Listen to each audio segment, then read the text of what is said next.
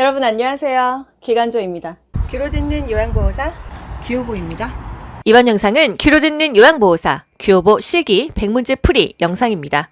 시간 전략과 집중력을 높이기 위해서 빠른 시간 풀어드릴 거고요. 중요한 포인트, 핵심, 요점까지 콕콕 집어드릴게요. 편하게 반복해서 듣다 보면 이 문제는 원하는 게 이거였어. 바로바로 캐치하실 수 있을 거고요. 어느새 고득점으로 합격하실 거예요. 귀로 듣고 고득점 합격하는 비결이 귀요보에 있습니다. 여러분 모두 합격 가자. 좋아요 눌러주세요.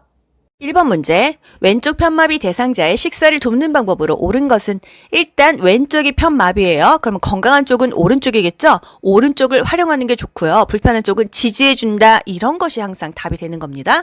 보기를 보지 않아도 그냥 문제가 뻔하다는 거. 1번, 왼쪽에 베개나 쿠션을 대어 지지해준다. 아니나 다를까. 왼쪽 편마비, 불편한 쪽에다가 지지해준다. 요거 맞죠? 2번, 오른쪽을 위로 해서 약간 옆으로 눕힌다. 항상 건강한 쪽이 아래로 내려오라고 했어요. 그런데 왼쪽 편마비야 오른쪽이 건강한 쪽이죠? 위가 아니라 아래쪽으로 해서 눕힌다는 거. 3번 음식을 먹고 있는 중에 말을 걸어 천천히 먹게 한다. 말 걸지 않습니다. 왜? 살에 걸리니까요. 4번 음식물 찌꺼기가 남아있기 쉬운 입안 오른쪽을 살펴본다. 마비된 쪽이 음식물 찌꺼기가 남아있겠죠. 왼쪽입니다. 5번 숟가락 끝을 입술 옆에 대고 입안 왼쪽으로 음식을 넣어준다. 불편한 쪽으로 넣어주지 않고 항상 건강한 쪽으로 넣어준다고 했어요. 오른쪽으로 넣어준다. 쉽죠 여러분? 2번 누워있는 왼쪽 편마비 대상자의 식사를 돕는 방법으로 옳은 것은 비슷한 문제의 연장선이에요. 왼쪽이 편마비야 건강한 쪽은요? 오른쪽이겠죠. 오른쪽을 밑으로 해서 옆으로 누운 자세를 취하게 한다. 또는 오른쪽으로 입에 넣어준다. 이게 답이에요. 1번 식사 도중에 맛이 어떤지 물어본다. 물어보면 살에 걸린다고 했어요. 말 시키지 않습니다. 2번 오른쪽을 지지해줍니까? 왼쪽 편마비야. 불편한 쪽 왼쪽을 지지해 줍니다. 사실 똑같은 문제인데 보기가 살짝만 변형돼서 계속 나오는 거죠. 3번 왼쪽 입에 빨대를 고정시켜 국물을 제공하나요? 이게 마비된 쪽은 감각을 못 느껴서 화상 입을 수 있다 했잖아요. 무조건 건강한 쪽으로 먹입니다. 4번 음식을 반 정도 삼키면 다음 음식을 넣어주는 게 아니라 완전히 삼키면 넣어주겠죠. 5번 오른쪽을 밑으로 해서 옆으로 누운 자세를 취하게 한다. 건강한 쪽이 왼쪽인가요? 오른쪽인가요? 왼쪽 편마비니까 건강한 쪽은 상대적으로 오른쪽이 되니까요. 건강한 쪽, 오른쪽이 밑으로 해서 누운 자세를 취한다. 아시겠죠, 여러분? 똑같은 문제인데 보기만 계속 이렇게 바뀌는 거예요. 3번, 경관 영양을 하는 대상자의 식사를 돕는 방법으로 옳은 것은? 1번, 영양액은 차갑게 준비합니까? 따뜻하게 한다고 했어요. 2번, 비간이 빠져있으면 즉시 밀어 넣으면 큰일 나죠. 폐로 들어가요. 의료행위 하지 않습니다. 3번, 영양액 주머니는 침대 난간에 고정합니까? 항상 머리 위에 있는 거예요. 영양액 주입 후 상체를 높인 자세로 30분 정도 앉아있게 한다. 좋은 얘기죠. 밥 먹을 때 앉아있고 또 밥 먹고 나서도 앉아있죠. 영양액 주입 중 청색증이 나타나면 바로 잠그고 보고해야 돼요. 청색증은 산소가 부족하다는 얘기예요. 숨을 못 쉰다는 얘기입니다. 주입소투를 늦추는 게 아니라 중단하고 보고해야 되는 거예요. 아시겠죠? 4번 경관 영양을 하는 대상자를 돕는 방법으로 옳은 것은? 똑같은 문제예요. 1번 청색증이 나타나면 비간을 제거합니까? 제거하는 거 의료행위죠. 간호사가 합니다. 우리는 잠그고 보고하는 거예요. 2번 구토 증상이 있으면 주입 속도를 늦춘다. 잠굽니다. 그리고 보고합니다. 3번 영양액 주머니를 위장보다 높은 위치에 건다. 맞죠? 영양액은 높은 위치에 건다는 거. 우리 몸보다 아래에 있는 것은 소변 주머니밖에 없어요. 4번 영양액을 분당 100ml가 들어가도록 주입한다. 분당 50cc, 50ml예요. ml랑 cc는 같다. 5번 영양액 주머니를 하루에 한 번 세척하여 말립니까? 하루 한 번 아니고요. 매번 깨끗이 씻어서 말린 후 사용합니다.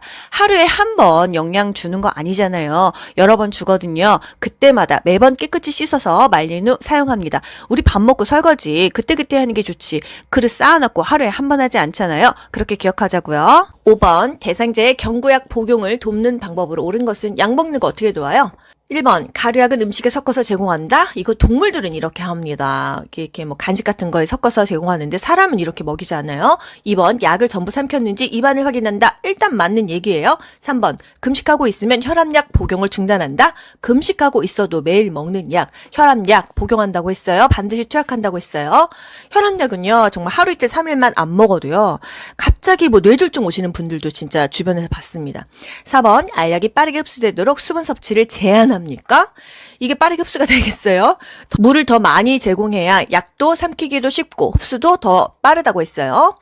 5번, 약물 알레르기 반응이 나타나면 복용량을 줄인다. 무조건 알레르기 반응, 뭔가 문제가 생기면요, 줄이는 게 아니라 중지하고 보고하는 거예요. 아시겠죠?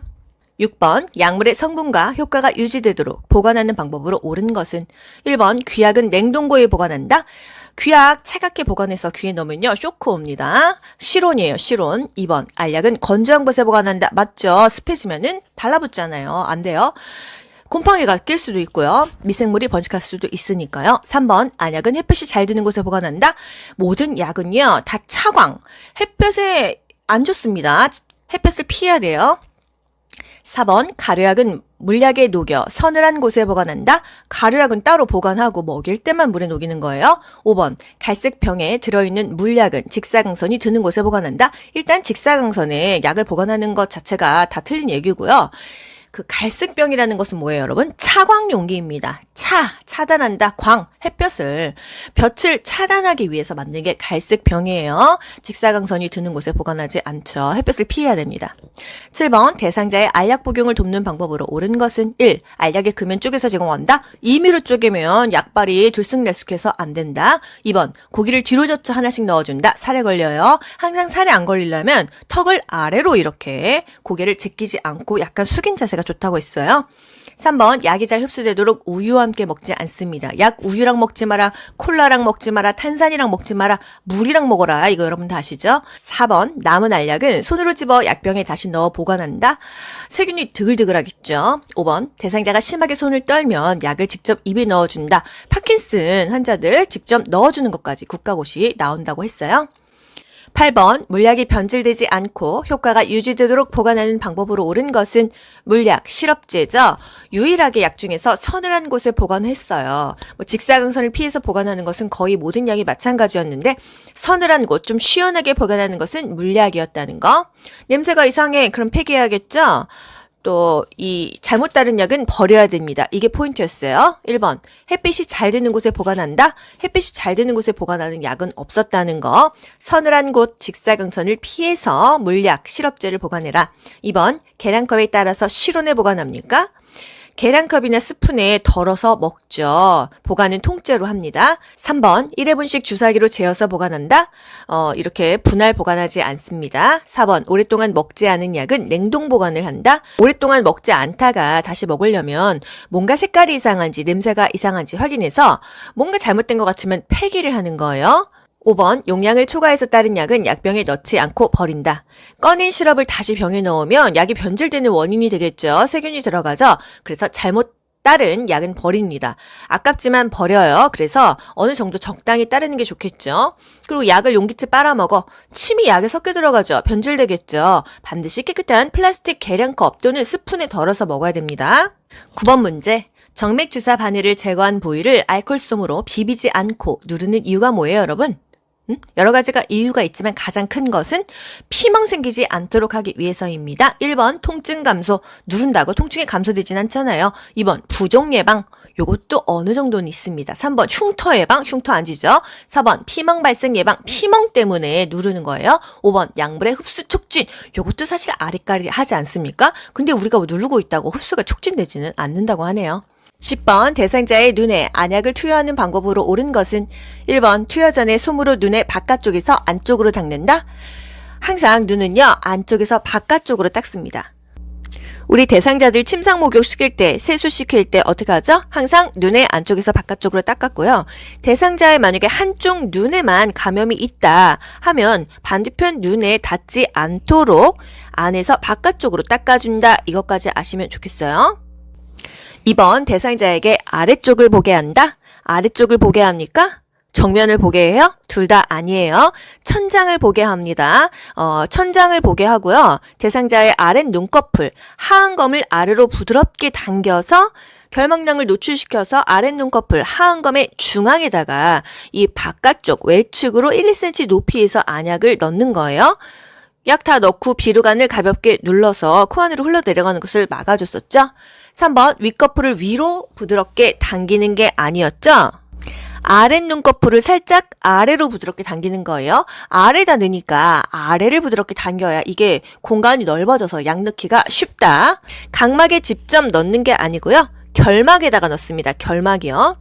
그래야 각막이 보호가 된다. 5번 투여한 비루관을 잠시 가볍게 눌러준다. 예, 가볍게 비루관을 눌러줘서요. 코 안으로 이렇게 흘러 들어가는데 눌러주면은 눈으로 흡수가 된다고 해요. 11번 대상자에게 안연고 투약하는 방법으로 옳은 것은 국가고시에서요. 안약 한번 나왔으면 그 다음엔 안연고가 나오고 이런 식으로 퐁당퐁당 나옵니다. 안연고는 움직여주라고 했어요. 1번 투약한 후에 눈을 가볍게 문질러준다. 움직여주지 문질러주지는 않았어요. 2번 눈에 바깥쪽에서 안쪽 방향으로 투여한다. 항상 안쪽에서 바깥쪽으로 투여했어요. 3번 안연고 투약 후 비루관을 가볍게 눌러준다. 눌러준다. 어우 뭐 감쪽 같죠? 안연고 움직여주는 거예요. 비루관 눌러주는 거 뭐였어요? 안약이었습니다. 아시겠죠 여러분? 4번 뚜껑을 열 때 처음 나오는 연고부터 쓰지 않는다고 했잖아요. 처음 나오는 거는 거즈로 닦아서 버리고 그 다음에 하한 건 아래 눈꺼풀 중앙에다가 2cm 정도 안쪽에서 바깥쪽으로 쭉 짜준다고 했습니다. 5번 눈꺼풀 밖으로 나온 연고는 생리식염수를 적신 멸균솜으로 닦아낸다. 아주 좋죠. 12번 대상자에게 귀약을 투여하는 방법으로 옳은 것은 1번 투여 전에 귀지를 제거한다. 귀지 제거 의료 행위입니다. 웨이도 귀 겉은 닦아줄 수 있는데요. 귀 속을 닦아줘도 안 되고 귀지를 제거해서도 안 되는 거예요. 2번 귓바퀴를 후 하방으로 잡아당겨 약을 투여한다. 후 상방이라고 했죠. 후 하방은요 소아입니다. 어린아이들이요. 어른은 성인은 무조건 후 상방으로 잡아당겨서 약을 투여하고요. 고막 체온계도 잽니다. 3번 약이 귀 안에 측면을 따라 흘러들어가도록 점적한다. 맞을까요? 틀릴까요? 맞습니다. 귓바퀴를 후상방으로 잡아당겨서 약물 투여가 쉽게 한 다음에 측면을 따라서 정확한 방울수의 약물을 점적한다. 이게 맞게 되겠습니다. 4번 투여 직후 점적한 쪽 귀를 아래로 하여 5분간 누워있게 한다. 약 넣고 아래쪽으로 하면은 약 다 빠질 거 아니에요. 귀 입구를 잠깐 부드럽게 눌러주고요. 그냥 약 5분 정도 똑바로 누워 있습니다. 5번 투여 후 하루 동안 귓구멍에 작은 솜을 끼워 놓는다. 하루 내내 솜 끼워 놓지 않습니다. 작은 솜을 15분에서 20분 동안 귀에 살짝 느슨하게 끼워 놓았다가 제거하는 거예요. 한 15분, 20분만 귀에 넣는 것입니다. 13번 안연고를 투여하는 위치와 방향은 안연고 어디다 넣는다고 했어요? 눈 아래 하안검이죠. 하부 결막낭의 위에 안쪽에서 바깥쪽으로 중앙에서 외측으로 안연고 2cm 정도 쭉 짜서 넣어준다고 했습니다. 이 그림상에서 보면은요 마예요 마 아랫눈 약간 살짝 밑으로 당기면서 안연고를 안에서 밖쪽으로 짜준다. 14번 치매 대상자의 배설을 돕는 방법으로 옳은 것은 1번 단추가 있는 바지를 입힌다. 단추 언제 풀겠습니까? 고무줄이 제일 좋아요.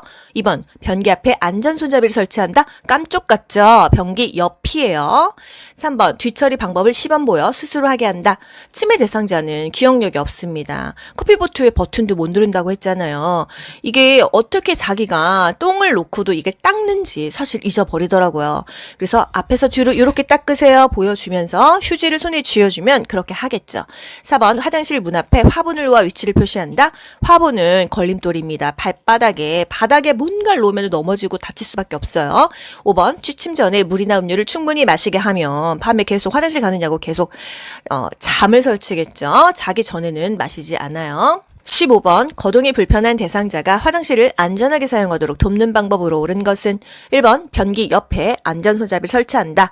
옆에 맞죠 여러분? 옆에 우리가 왼쪽 오른쪽 옆에 뭐가 있어야 짚고 일어나고 또 짚고 앉는 거예요. 2번 용변을 마칠 때까지 다른 용물을 본다. 밖에 나가 있으라고 하면 밖에 있지만 수시로 상황을 체크하라고 했어요. 3번 화장실은 눈이 부시지 않도록 조명을 어둡게 합니까? 항상 환해야 되는 거. 화장실이라고 했어요. 4번 화장실 앞에 화분을 놓아 화장실 위치를 표시할 필요가 뭐가 있을까요? 바닥에 놓는 게 아니고 5번 밤에는 수면에 방해가 되지 않도록 화장실 표시등을 꺼둔다. 그럴싸하지만 항상 밤에도 낮에도 환하게 켜야 되는 건 화장실이라는 거. 16번 휠체어로 이동하여 화장실을 이용하는 대상자를 돕는 방법으로 옳은 것은 일단 휠체어 잠금 장치 잘 잠궈야겠죠. 1번 화장실 문 앞에 작은 매트를 깔아준다. 매트가 좋은데 휠체어는 매트가 있으면은 휠체어가 이게 들어가기가 힘들어서 아니겠죠. 문턱도 없어야겠죠. 2번, 이동할 때는 휠체어 의자 끝에 걸쳐 앉게 하면 넘어집니다. 깊숙하게 앉혔잖아요. 3번, 휠체어 잠금 장치를 잠그고 발 받침대를 접고 나서 이제 그 대상자의 발을 바닥에 놓게 하고 변기로 옮겨줘야겠죠. 4번, 배설이 끝날 때까지 화장실 문을 열어둔다. 뭐 이거 나쁜 방법은 사실 아닌데 프라이버시를 존중해 줘야 되니까 문을 완전히 닫지 않더라도 조금 열어놓고 또는 닫아놓고 밖에서 상황을 살펴보면서 말을 한 번씩 걸어야겠죠. 5번, 배설 후 뒤처리를 전적으로 도와준다. 뭐 전적으로 뭐 엄마라면 전적으로 도와주겠죠. 대상자는 남이잖아요. 필요한 부분만 도와주는 게 이 요양보호에서 원칙이라고 합니다. 17번, 간이변기를 사용하여 침상 배설을 하는 대상자 돕는 방법. 간이변기, 넣다 뺐다 해주는 거잖아요. 1번, 변기를 차게 하여 변이를 자극합니까? 차게 하면 관략근이 그냥 움츠러들어서 똥오줌이 더 안 나와요. 2번, 대상자가 스스로 변기 위에 앉게 한다. 아유, 뭐 혼자 이렇게 잘하는 대상자면 얼마나 좋겠냐마는 움직이지 못하니까 침상에서 배설할 거 아니에요. 스스로 되겠습니까? 3번, 간이변기는 세척하여 침상 위에 놓는다. 세척해서 왜 침대 위에 놓습니까? 다른 곳에 안 보이는 곳에 둬야죠. 4번, 열탕으로 소독할 수 있는 변기를 사용한다. 뭐 장염 걸려서 대변 자체가 세균이 많을 경우에는 또 올무수가 있습니다. 열탕으로 소독하면 좋겠죠. 변기가 플라스틱이어도 보통은 뜨거운 물로 다 어느 정도 소독은 됩니다. 5번, 대상자가 배설이 끝나 호출하기 전까지 다른 업무를 보며 기다리겠어요. 항상 대상자에게 눈을 띄면 안 돼요. 즉각 개입할 수 있는 거리에서 살펴봐야 됩니다. 잠깐 자리를 좀 비워줘요. 이럴 수는 있겠죠. 그렇다고 너 멀리 가면 안 돼요. 18번, 침대에서 누워 지내는 대상자의 침상 배설 어떻게 돕죠? 1번, 배변 후 물티슈로 닦고 바로 옷을 입힌다. 배변 후 물티슈로 닦는 건 뭐 나쁘지 않아요. 하지만 바로 옷을 입히기 전에 조금 말려야겠죠. 2번, 그러니까 답이 꼭 틀려서 이게 제껴지는 게 아니고요. 보기 5개 중에서 가장 정답에 근접한 게 답인 거예요. 2번 보자고요. 뒤처리할 때 뒤에서 앞으로 닦습니까? 항상 앞에서 뒤로 닦아요. 왜? 항문에서 대장균이 나오니까 그 똥에서 똥균, 대장균이 나오면 그게 뒤에서 앞으로 닦으면은 요도에 다 들어가 보면 큰일 나잖아요. 3번, 항문이 변기 중앙에 위치하도록 되어준다. 그래야 조준이 잘 되지. 밖으로 안 흐르겠죠. 4번, 배에 힘을 주기 쉽도록 침대 머리를 낮춥니까? 여러분 누워서 힘 좀 보세요. 힘 안 줘줘요. 상체를 올려준다. 5번, 배설물에 피가 섞여 나오면 어떡해요? 대상자에게 아이고 피 나왔어요. 확인하고 버려요. 보고해야겠죠. 아시겠죠? 어려운 거 없습니다. 19번, 장기간 침대에 누워있는 대상자의 침상 배변을 돕는 방법. 똑같은 얘기입니다. 1번, 간이변기를 중앙에 항문에 대어준다. 요거 맞죠? 2번, 시계 반대 방향으로 복부 마사지 해주면 장꼬여요. 항상 시계 방향으로 배를 마사지 해줍니다. 그리고 눈이 좀 안 보이는 대상자 항상 시계 방향으로 물건을 놓는다고 했어요. 설명도 시계 방향으로 한다고 했어요. 3번, 배에 힘을 주기 쉽도록 침대 머리를 낮춘다. 이거 똑같이 계속 이렇게 말도 안 되게 보기 나오죠? 침대 머리는 무조건 높인다. 애 낳을 때도 상체가 높아야 애가 잘 나오고 똥을 쌀 때도 머리가 높아야 똥이 잘 나온다는 거. 4번, 변이가 생기도록 찬 수건으로 항문 주위를 자극한다. 그럼 똥도 들어가겠어요? 따뜻하게 해줘야 항문 관략근이 이완이 돼서 똥도 마렵고 오줌도 마렵겠죠. 5번, 배설물이 점액질이 섞여 나오면 대상자에게 확인 후 버립니까? 보고해야겠어요. 정신도 없고 의식도 없는 대상자한테 아이고 피 나왔어요 이러면은 얼마나 불안하겠습니까? 그쵸 여러분? 문제가 다 고만고만하죠? 어려운 거 없으시죠? 20번, 이동변기를 사용하여 배설하는 편마비 대상자를 돕는 방법. 건강한 쪽에 대준다. 발이 바닥에 닿게 한다. 요거죠. 1번, 배설물은 모아서 한꺼번에 버린다. 냄새 어떻게 할 겁니까? 그때그때 버려요. 2번, 이동변기 높이는 침대보다 높게 하는 게 아니라 똑같은 게 좋다는 거. 또 3번, 대상자의 두 발이 바닥에 닿게 앉힌다. 이게 좋은 거죠. 4번, 이동변기 밑에 작은 수건을 깔아준다. 미끄럼 방지 매트를 깔아줘야겠죠. 수건은 밟고 미끄러지잖아요. 5번, 이동변기는 마비된 쪽 침대 난간에 붙여 사용한다. 항상 건강한 쪽에 붙여줍니다. 21번, 대상자가 이동변기에 배설할 때 돕는 법. 1번, 변기통 안에 화장지를 깔아준다. 이 소리를 조금 줄여주니까 마음 편히 쌀 수 있겠죠. 2번, 배설물을 아침 저녁으로 처리한다. 수시로 그때그때 처리하세요. 3번, 이동변기의 높이를 침대보다 높게 한다. 똑같이 하세요. 4번, 이동변기 옆에 미끄럼 방지 매트를 깔아준다. 밑에 깔아야죠. 밑에. 근데 우리 아까 옆에 뭐 배웠어? 뭐였어요? 그거는 화장실 옆에 손잡이였어요. 손잡이는 변기 옆에 있어야 붙잡고 일어나고 앉는데 이동변기는 밑에 깐다는 거.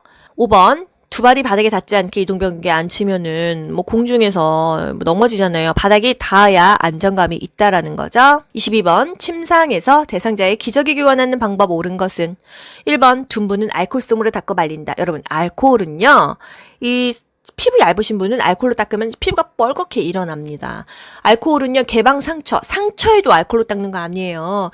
예전에 제가 진짜 상식 없을 때 넘어져서 알코올 닦았다가 살 다 그냥 녹는 줄 알았어요. 둔부는 절대 알코올솜으로 닦고 말리지 않습니다. 여러분 피났어, 상처 났어 절대 알코올로 닦으시는 거 안 돼요. 알코올은 그냥 거의 소독용입니다. 강해요. 2번 무릎을 편 상태에서 허리를 들어 올릴 수가 있을까요? 무릎을 굽힌 상태에서 허리를 들어 올릴 수도 있고요. 대상자가 못 움직인다고 하면 협조가 안 될 때는 옆으로 눕히고 기저귀 대고 똑바로 눕혀서 기저귀 차면 되겠죠. 3번 기저귀를 교환하는 동안 창문을 열어 환기한다? 감기 걸려요. 다 하고 나서 간접 환기해야겠죠. 찬바람이 직접 대상자에 닿지 않게 커튼을 치고 나서 창문을 좀 연다던가 대상자 다른 방에 있을 때 환기한다거나 그렇게 하면 됩니다. 4번 둔부 밑에 새 기저귀에 바깥면이 보이도록 깔면은 이게 바깥면은 방수 처리돼 있잖아요. 안쪽이 보이도록 깐다. 5번 더러워진 기저귀는 바깥면이 보이도록 둥글게 만다. 맞죠? 우리 안쪽에 배설물이 있으니까 바깥면이 보이게 깔끔하게 해야지. 23번 기저귀를 사용하는 대상자 돕는 방법으로 옳은 것은 1번 기저귀를 하루에 3번 교환합니까? 쌌으면 교환합니다. 보통 뭐 2-3시간 간격이죠. 2번 둔부에 발적이 있으면 연고를 발라준다? 우리가 무조건 연고 바르는 거는 아니에요. 일단 발적이 있으면 욕창이 전조잖아요. 미지근한 물로 마사지 해주거나 닦거나 춥지 않다고 하면은 뭐 30분씩 햇볕 보거나 그런 조치가 취합니다. 3번 오염된 기저귀는 바깥면이 보이도록 말아서 버린다? 바깥면이 보이도록 말아서 버린다. 맞습니다. 말이 뭔가 좀 이상한 것 같았어요. 4번 바지를 내린 후 면 덮개를 덮고 기저귀를 교환한다? 내리고 덮는 게 아니라 뭔가 덮어준 다음에 교환을 하라고 했어요. 불편하지만요. 5번 허리를 들 수 없으면 엎드린 채로 기저귀를 교환한다? 허리도 못 드는데 어떻게 엎드리게 또 시켜요. 옆으로 돌린 다음에 기저귀 놓고 똑바로 눕힙니다. 24번 협조가 불가능한 대상자의 기저귀 갈아주는 방법 여태까지 했었잖아요. 옆으로 돌려 눕힌 상태에서 기저귀 대주고 똑바로 눕혀서 갈아준다. 이게 답이 되겠어요. 사실 보지 않아도 다 되잖아요. 1번 소변이 묻은 기저귀는 말려서 재사용하겠습니까? 2번 피부 발적을 발견했을 때 연고를 발라준다. 우리 맘대로 막 발라주는 거 아니에요. 일단 건조시키고 뭐 미지근한 마사지, 미지근한 바람으로 말리고 이런 것도 좋고 보고도 해야겠죠. 필요하다면요. 4번 냄새가 나지 않도록 기저귀를 단단히 조여 채운다. 바람이 안 통하면은 또 욕창이 생기겠죠. 5번 이불을 다리 아래로 내린 후 면덮개를 덮는다. 이불을 다리 아래로 내릴 필요는 없고요. 차라리 뭐 위로 올리고 덮개를 덮고 바지를 내려도 되겠습니다. 보기 5개 중에서 가장 정답에 근접한 거 뭐예요? 옆으로 돌린 상태에서 기저귀 대고 똑바로 눕혀서 기저귀 갈아준다. 요거니까요. 우리 이렇게 맞추도록 하자고요. 25번 유치도녀간을 삽입한 대상자를 돕는 방법으로 옳은 것은 1번 소변 세기탁하면 방광을 세척합니까? 큰일 납니다. 의료행위예요. 2번 소변 양이 적은 경우 연결감에 꼬인 여부를 확인한다. 꼬인 여부를 봐야겠죠. 눌렸는지 봐야겠죠. 그래서 소변이 잘 빠지고 있는지를 봐야 됩니다. 소변색 탁했을 때는 보고하면 되겠어요. 그쵸? 3번 소변 주머니를 비운 후 배출구를 비눗물로 세척하지 않나요? 비우고 나서 잠그고 알코올로 닦았잖아요. 알코올솜으로. 4번 유치 도뇨관이 고정되어 있는지 수시로 당겨본다. 수시로 당기면 빠집니다. 아무리 뭐 조금 움직인다고 빠지지 않지만 당기면 빠지죠. 5번 걸을 때는 소변 주머니를 아랫배보다 높이 듭니까? 무조건 몸보다 아래에 놓죠.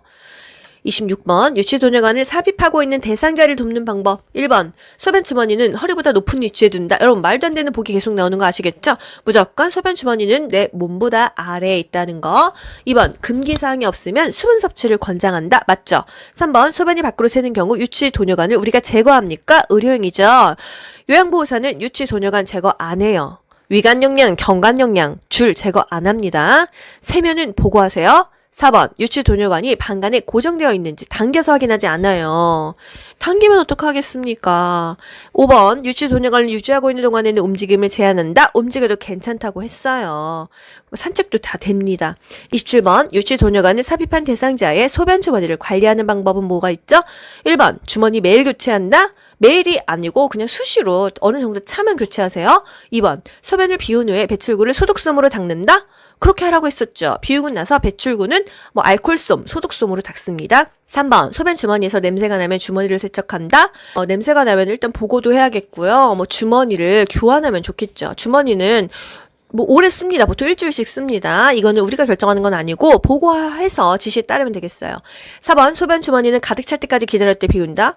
뭐든지 가득 차면 넘칩니다. 한 7, 8부 찼으면 비우는 게 좋겠어요. 5번, 돈혈관과 소변 주머니의 연결 부위를 분리하여 소변을 버린다? 이 관과 소변 주머니 연결 부위를 분리하는 게 아니고요. 그냥 소변 주머니에서 소변을 버려주시면 되겠습니다. 28번, 의식이 없는 대상자의 구강청결을 돕는 방법으로 옳은 것은 의식이 없어요. 그럼 대신 뭔가 닦아줘야 될 거 아니에요? 1번, 혀는 목젖까지 깊숙이 닦는다. 그렇게 깊게 닦으면 또 사례가 걸릴 수 있고 그렇게 깊게까지는 닦지 않는다는 거. 2번, 똑바로 눕힌 자세에서 닦습니까? 상체를 올려줘야겠죠. 밥 먹을 때, 이 닦을 때, 호흡이 곤란할 때 상체를 항상 올려줍니다. 3번, 생리식염수로 입안을 헹구어준다? 여러분, 식염수는 소금물이에요. 0.9%의 소금물인데 생리식염수로 입안을 헹궈주지 않습니다. 짜잖아요. 4번, 두 손가락으로 입을 벌린 후에 닦는다? 약간 사실 벌리긴 벌려야 되는데요. 손가락으로 입을 벌리지는 않고요. 손가락으로 했다가 손가락 잘려요. 앞설자, 서랍자에다가 거즈 감아가지고 닦았어요. 5번, 물에 적신 일회용 스펀지 브러쉬로 닦는다. 맞습니다. 일회용 스펀지 브러쉬로 닦기도 하고요. 이 서랍자에다가, 앞설자에다가 거즈를 적셔서 닦기도 합니다. 29번, 대상자의 구강청결을 돕는 방법으로 옳은 것은 1번, 입안을 닦아낼 때는 목젖까지 닦는다. 깊게 닦지 않는다고 했어요. 2번, 일회용 스펀지에 치약을 묻혀 닦는다.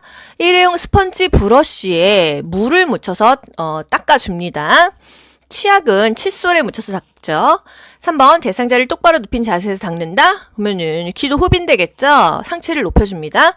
4번, 구강 점막에 염증이 있으면 구강청정제로 닦는다. 항상 문제가 있을 때는 보고를 해야 돼요. 5번, 위쪽 잇몸과 이를 닦은 후 아래쪽 잇몸과 이를 닦는다. 맞죠? 윗 닦고 아래 닦아요.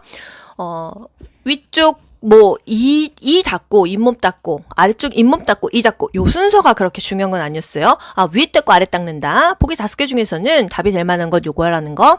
30번, 대상자의 의치 관리하는 방법으로 옳은 것은 1번, 베타딘 용액에 담가 보관한다. 여러분, 베타딘 뭔지 아시죠?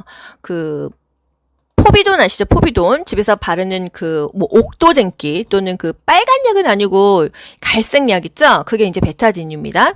2번, 아랫니 의치를 먼저 돌려 뺀다. 낄 때도 윗니, 뺄 때도 윗니 먼저예요. 3번, 세면기에 물을 받아서 의치를 헹군다. 흐르는 물에다가 헹궜잖아요. 이제 혹시나 의치를 떨어뜨려서 깨질까봐 수건을 하나 밑에 깔아놓는다. 이 정도입니다.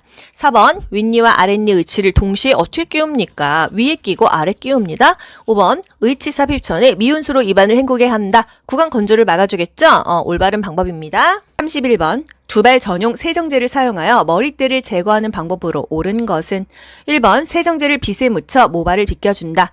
두피에 묻혀서 손끝으로 비벼줬어요. 거품이 나게요. 2번, 세정제를 모발에 발라 20분간 그대로 둔다. 20분간 그대로 방치하지 않습니다. 마사지해서 거품 내서 마른 수건으로 닦아줬어요. 3번, 세정제로 모발을 마사지한 후 물로 헹군다. 물로 헹굴 수 있는 상황이면 처음부터 물로 샴푸를 하지 물 없이 두발 세정제로 하지 않습니다. 4번, 세정제를 모발에 발라 거품이 나도록 마사지한다. 맞죠? 5번, 세정제를 모발에 바른 후 수건으로 감싸서 때를 제거한다. 거품을 충분히 낸 다음에 마른 수건으로 닦아주는 거예요. 32번, 두발 전용 세정제를 사용하여 대상자의 머리를 청결하게 하는 방법으로 옳은 것은 1번, 머리를 물로 적신 후 두발 전용 세정제를 충분히 발라준다. 물이 있어서 적실 수 있었으면 샴푸로 감지. 두발 전용 세정제는요, 물이 없을 때 물을 사용할 수 없는 상황에서 썼어요. 2번, 두발 전용 세정제를 바른 후 거품이 나게 마사지한다. 똑같은 문제입니다. 조금 전에 나왔던 문제랑. 3번, 따뜻한 물로 머리때와 기름때를 씻어낸다. 이거는 그냥 샴푸하는 거예요. 4번, 두발 전용 세정제를 사용한 후 린스로 헹군다. 린스로 헹구지 않습니다. 물이 없기 때문에요. 5번, 젖은 수건으로 충분히 닦아준다. 마른 수건으로 충분히 닦아줍니다. 두발 전용 세정제는요, 그러니까 물이 없는 상황에서 머리를 감기는 것이라고 생각하셔야 돼요. 그래서 답이 젖은 거, 젖은 수건 이러면 다 틀려요. 33번, 대상자의 손발을 관리하는 방법으로 옳은 것은 손발 관리 어떻게 했었죠? 손과 발은 10에서 15분간 따뜻한 물에 담그고 발톱은 일자로, 손톱은 둥글게 자르는 거 기억나시죠? 1번, 손톱은 둥글게 자른다. 일단 맞아요. 2번, 손은 시원한 물에 담그는 씻긴다. 시원한 물이 아니라 따뜻한 물에 담궈서 손톱, 발톱 딱딱해진 것을 조금 말랑말랑하게 해서 자른다고 했어요. 3번, 발가락 사이는 알코올로 닦아준다. 알코올은 여러분 개방 상처에도 쓰지 않고요. 보통 기구 소독에 많이 씁니다. 알코올은 굉장히 강해서요. 이 살에 닿게 되면 문제가 일어요. 알코올을 몸에 바른다 하면은 이 요양보호사 국가고시에서는 답이 다 틀린다고 생각하시면 되겠습니다. 4번, 각질 제거를 위해서 모직 양말을 신긴다. 땀을 흡수하려면 면 양말이 좋죠. 근데 각질 제거 자체가 뭐 면 양말 신는다고 되는 건 아니었어요. 피부 건강을 위해서 면직 양말이 좋다는 거. 각질 제거는요, 따뜻한 물에 불려서 잘 닦아주고 보습을 해줬어야 됐어요. 뭐 오일이나 로션으로요. 5번, 발의 티눈은 손톱깎이로 제거해준다. 티눈, 손톱깎이로 잘못 제거했다가 세균 들어가서 절단하는 경우 있습니다. 절대로 우리 요양보호사는 의료행위 하지 않고요. 귓속도 파지 않는데 티눈 제거하지 않습니다. 사실 보통 발에 티눈 막 칼로 소독해서 집에서 자르고 스티커 붙이시는 분 많죠? 저희 아빠도 그러셨어요. 그래서 제가 그거 균 들어가면 큰일 난다 맨날 얘기했었는데 집에서 진짜 그렇게 많이들 하십니다. 왜? 매번 뭐 병원 간다고 해주지도 않으니까요. 하지만 발의 티눈을 손톱깎이로 제거하게 되면 잘못하면 정말 감염돼서 큰일 날 수 있습니다. 특히나 당뇨 환자 같은 경우는 발이 잘못되면은 당뇨발이라고 해서 발을 절단하는 경우가 많아서요. 절대로 이렇게 위험한 행동은 하지 않습니다. 34번, 대상자의 세수를 돕는 방법으로 옳은 것은 세수할 때 눈곱이 있다고 하면은 깨끗한 쪽 먼저 하고 눈곱 있는 쪽 닦아줬고요. 안에서 바깥쪽으로 닦아줬던 거 기억나시죠? 1번, 눈썹은 면도칼로 다듬어준다. 면도칼로 하다가 베일 수 있어요. 눈썹 정리를 하고 싶다고 하면 눈썹 칼로 하는데 요양보호사에서 원하는 답은 뭐예요? 코털은 제거해주는 거는 시험 문제에 맨날 나와. 하지만 눈썹까지 다듬어주는 것은 없습니다. 2번, 콧방울과 코 안쪽을 깨끗이 닦아낸다. 맞죠? 이 안에 코딱지나 이물질이 많아서 숨쉬기가 곤란해서요. 코 속 관리를 잘 해준다. 이게 요양보호사에서 원하는 답이에요. 3번, 면봉으로 귀 안쪽에 귀지를 닦아낸다. 겉에 웨이도는 괜찮지만 안쪽을 닦아준다. 귀 속을 닦아준다 하면은 틀리는 거예요. 함정이에요. 4번, 입술과 그 주변을 알코올솜으로 닦아낸다. 알코올로 몸을 닦는 건 무조건 틀리다고 했어요. 5번, 눈곱이 있으면 눈곱이 있는 쪽 눈부터 닦나요? 없는 쪽, 깨끗한 쪽부터 닦습니다. 청소를 할 때도요, 깨끗한 쪽 먼저 하고 더러운 쪽을 해야지 더러운 쪽부터 이렇게 깨끗한 쪽으로 밀고 들어오면 다 더러워지는 거예요. 35번, 여자 대상자의 회음부를 청결하게 닦는 순서로 옳은 것은 보기 보지 않아도 여러분 뭐죠? 항문이 맨 마지막이다. 그러면 답은 1번, 3번 중에 하나예요. 그런데 요도 질 항문이냐, 질 요도 항문이냐. 여러분 여자 생식기를 생각을 해보세요. 여자분들은 본인의 몸을 생각해보세요. 요도 아래 질 있죠. 질 뒤에 항문 있죠. 요도 질 항문입니다. 이 문제 빨리 보면은 또 질 요도 항문 1번 찍는데요. 요도 질 항문이에요. 2, 1, 2 이렇게 갑니다. 제가 왜 이렇게 설명을 드리냐면 제가 그냥 이거 1초 만에 풀었는데 제가 이거 1번 찍었기 때문이에요. 네, 과거 학원 다닐 때. 36번, 대상자의 침상 세면을 돕는 방법으로 옳은 것은 침대에서 세면을 합니다. 왜? 움직이지 못하니까. 1번, 침대를 수평으로 하여 눕힌다? 상체를 올려주는 게 좋습니다. 양치하던 세수하던 밥 먹던 밥 먹고 나서던 상체를 올려줬어요. 2번, 눈곱이 있는 눈을 먼저 닦는다? 여러분 이제 아시죠? 눈곱이 없는 깨끗한 눈부터 닦고요. 안에서 바깥쪽으로 닦습니다. 3번, 코, 뺨, 눈, 귀, 목이에요. 너의 눈, 코, 볼, 입, 이마기, 목. 제가 노래까지 하잖아요, 여러분. 너의 눈, 코, 볼, 입, 이마기, 목. 아시죠? 네. 4번. 면봉으로 귀 안쪽을 깊숙이 닦는다. 여러분 이제 뭐가 그 국가고시에서 자꾸 헷갈리게 하는지 아시겠죠? 안쪽이 아니라 귀의 겉이라는 거. 귀 속 틀려요. 귀 안쪽 틀립니다. 5번. 코털이 코 밖으로 나와 있으면 깎아준다. 문제가 정말 비슷하지 않나요, 여러분? 항상 코 관리는 해준다. 요거를 답으로 하시면 되겠습니다. 37번, 대상자의 통목욕을 돕는 방법으로 옳은 것은 1번, 목욕 후 따뜻한 음료를 먹인다. 좋죠. 뭐 바나나 우유든 따뜻한 차든 괜찮습니다. 2번, 목욕은 1시간 이상 여유 있게 한다. 대상자도 지치고 요양보호사도 진 빠집니다. 목욕은 20-30분 이내로 하고 욕조 안에는 5분만 있게 하는 거예요. 3번, 목욕물의 온도는 22에서 26도를 유지한다. 이거 실내 온도예요. 추워요. 40도보다 넘어야 됩니다. 40도 내외로 한다. 4번, 혈액순환을 위해서 몸의 중심에서 말초 방향으로 닦습니까? 이 끝에서 중앙으로 가야 이 끝에 있는 피가 혈액순환이 되겠죠. 5번 욕조에 들어가기 전에 목욕 의자에 앉혀 머리를 감긴다. 머리 먼저 감고 머리 젖어 있으면 춥잖아요. 목욕 다 하고 나와서 의자에 앉혀서 머리 감기는 거였어요. 38번 대상자의 목욕을 도울 때 따뜻한 물을 자주 뿌려주는 이유는 물을 왜 뿌려주냐? 왜? 체온을 유지하기 위해서죠. 39번 왼쪽 편마비 대상자의 통묘국을 돕는 방법으로 옳은 것은 왼쪽 편마비면 건강한 쪽이 어느 쪽이에요? 오른쪽이죠. 항상 오른쪽으로 들어가고 오른쪽으로 나오겠죠. 요거를 기억하면서 보기를 보자고요. 1번 몸통, 팔, 다리 순서로 닦아요. 다리, 팔, 몸통이라고 있어요. 2번 욕조물에 30분 정도 담근 후 씻긴다. 5분이라고 했습니다. 전체 목욕 시간은 30분이지만 대상자가 물속에 있는 시간은 5분이라는 거. 3번 오른쪽 다리부터 욕조에 들어가게 한다. 왼쪽 편마비니까 오른쪽 다리가 건강한 쪽이죠. 그러니까 건강한 다리, 오른쪽 다리부터 들어갑니다. 나올 때도 오른쪽 다리 먼저 나오는 거예요. 4번 오른쪽 겨드랑이를 잡고 욕조로 이동시킨다. 불편한 쪽을 부축해준다고 했잖아요. 왼쪽 편마비니까 왼쪽 겨드랑이 잡고 부축합니다. 5번 목욕 후 귀 속 깊숙이 있는 물기를 면목으로 닦아낸다. 웨이도 귀 겉에만 닦아주고요. 귀 속, 귀 안. 이거는 틀리는 답이라고 말씀드렸습니다. 40번 수액을 맡고 있는 왼쪽 편마비 대상자의 단추가 달린 옷을 벗기는 순서로 옳은 것은 그럼 여러분 이 문제에다가 뭘 써야 돼요? 벗건을 써야겠죠. 벗건.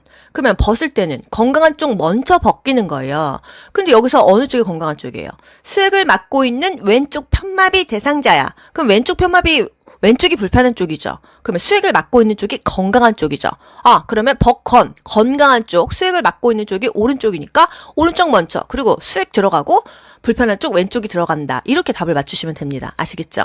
항상 왼쪽 편마비 대상자야. 그러면 불편한 쪽은 왼쪽이다. 수액을 맡고 있는 쪽, 오른쪽은 건강한 쪽이다. 적어 놓고 대입하시면 되겠습니다. 41번 편마비 대상자의 하의를 갈아입힐 때 벗기는 순서로 옳은 것은 벗기는 거 벗건이죠. 일단 두 다리를 모아서 무릎을 세우고요. 두 팔과 두 발을 바닥에 지지하고 엉덩이를 들어 올리게 합니다. 건강한 쪽 먼저 벗기죠. 그 다음에 마비된 쪽 갑니다. 벗건. 아시면 돼요. 벗건. 43번 침대 한쪽에 누워있는 편마비 대상자를 침대 가운데로 옮기는 방법. 일단 어느 부위를 요양보호사가 지지하는지를 물어봅니다. 상체는 어디를 지지할까요? 이 목 뒤, 등과 어깨라고 표현합니다. 하체는요. 엉덩이와 허벅지 또는 엉덩이와 넙다리 또는 허리와 엉덩이 다 되는 거예요. 우리 교재에는요. 엉덩이 또는 넙다리예요. 근데 국가고시에서는 허리와 엉덩이를 지지한다 이렇게 나왔습니다. 그 부위가 정확하지 않아도 상체에서는 어디를 지지해? 머리는 지지한다 이런 답은 전혀 없어요. 여러분. 목 밑에 또는 등에 어깨를 지지한다 이런 것들이 상체를 지지하는 거고요. 사실 하체에서도 허리를 지지할 수도 있고요. 허벅지를 지지할 수도 있고 엉덩이를 지지할 수도 있습니다. 이게 꼭 틀리다는 건 아니잖아요. 보기 5개 중에서 가장 정답에 근접한 보기를 찾으시면 되는 거예요. 1번 상반신은 건강한 팔을 잡고 옮긴다. 팔을 잡고 옮긴다. 다리를 잡고 옮긴다. 옷을 잡고 옮긴다 하면은 무조건 다 틀리는 거 아시죠, 여러분? 절대로 뭔가를 잡고 끌거나 옮기지 않습니다. 2번 상반신은 머리와 목 아래를 지지하여 옮긴다. 머리를 받친다 이런 대답은 우리 교재에 없어요. 그래서 머리 때문에 틀립니다. 목 아래 지지할 수도 있거든요, 사실.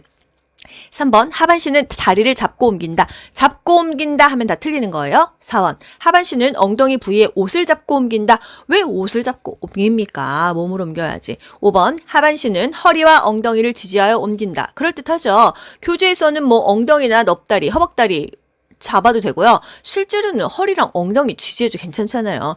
이렇게 그냥 굵직하게 상체는 목 밑에 또는 어깨나 등을 지지한다. 하체는 허리나 엉덩이 또는 엉덩이나 허벅지를 교재에서 또 넙다리라고 한다.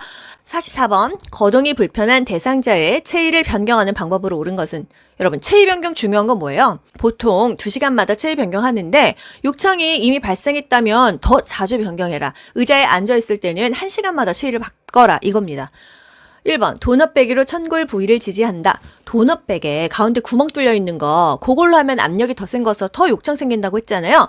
치질 환자는 도넛백이 쓰지만요. 우리 대상자들 체위 변경할 때 도넛백에는 쓰지 않았어요. 2번 욕창이 있으면 체위 변경 횟수를 늘린다. 맞죠? 욕창이 있으면 더 자주 체위를 변경해 줘야겠습니다. 3번 딱딱하고 표면이 거친 쿠션을 받쳐준다. 쿠션 받쳐주는 건 우리 밥 먹을 때였고 딱딱하고 설마 표면이 거친 걸 받쳐주겠습니까? 체위 변경할 때는요. 머리 밑에 작은 베개를 넣어준다. 또는 편안하게 해주기 위해서 무릎이나 발목에 수건이나 베개를 받쳐줄 수 있다. 이 정도가 답입니다.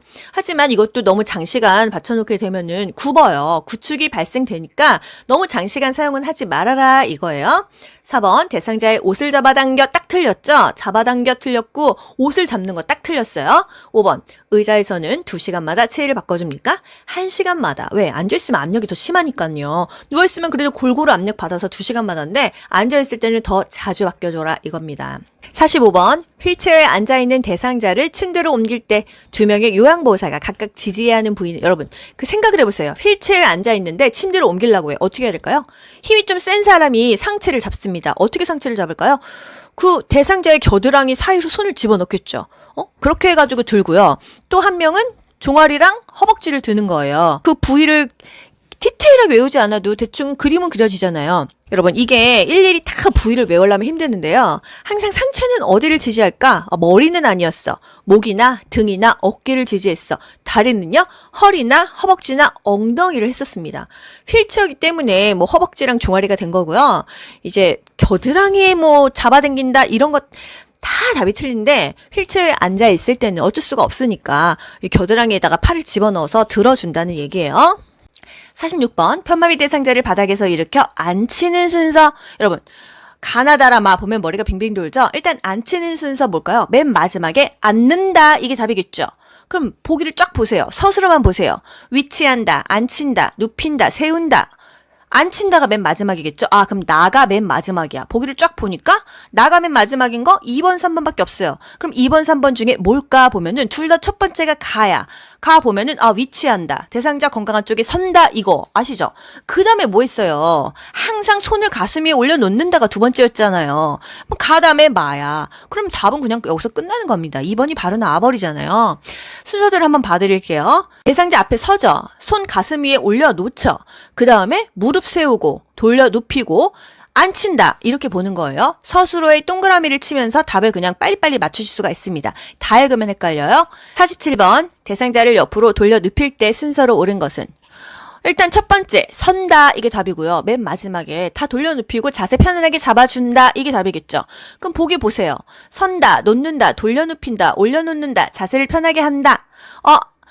다 자세 한 다음에 자세를 편하게 한다? 마가 맨 마지막이겠구나. 선다, 가가 맨 마지막이겠구나. 1번, 2번이 둘 중에 하나가 답입니다. 그러면 선 다음에 뭘까요? 팔 가슴 위로 올려놓는 거예요. 이게 그냥 그 다음입니다. 그 다음에 뭐예요? 다음에 뭐 어떻게 저측에 돌려 눕힌다. 맨 마지막에 자세를 좋게 잡아준다. 이게 답이 되는 거예요. 중간에 모르셔도 돼요. 첫 번째는 선다. 두 번째는 팔 꺾이지 않게 가슴 위로 모아준다. 맨 마지막에 자세 잡은 다음에 편안하게 맞춰준다. 이게 답인 거예요. 아시겠죠 여러분? 어려운 거 없으시죠?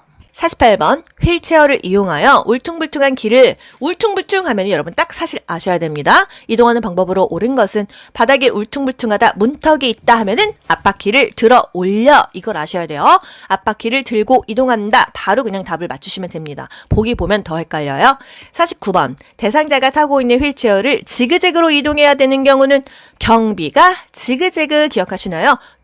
경사로, 비탈, 가파른 길은 지그재그로 해야 그 속력 때문에 내가 쏠리지 않는다는 거. 왼쪽, 오른쪽 엣지 주면서 스키 타는 이유는요? 그 비탈이 너무 가파르니까 지그재그로 간다는 거예요. 답 딱 보면 뭘까요? 경사가 급한 오르막길, 내리막길 이때 지그재그로 간다는 거. 문턱 넘을 때는 앞바퀴 들어 올렸잖아요. 50번 다음에 해당하는 휠체어 이동 방법은 휠체어를 뒤쪽으로 기울이면서 앞바퀴를 들고 오른다. 일단 앞바퀴를 들어 올린다는 건 뭐예요? 문턱이나 울퉁불퉁하다 이 말입니다. 딱 그 핵심을 아셔야 돼요. 그래서 들고 오른다 했으니까 오르막길이겠죠? 문턱을 오르기 이게 답이 되겠습니다.